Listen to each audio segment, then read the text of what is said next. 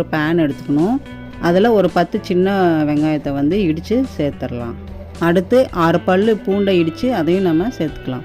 அடுத்து முருங்கைக்கீரை, இதையும் வந்து நம்ம நல்லா கழுவி அப்படியே காம்பு இதோட தான் சேர்த்து போடணும். அப்போ தான் அதோட எல்லா சத்தும் நமக்கு நல்லா கிடைக்கும். எவ்வளோ உங்களுக்கு சேர்க்க முடியுமோ அவ்வளோ சேர்த்துக்கோங்க.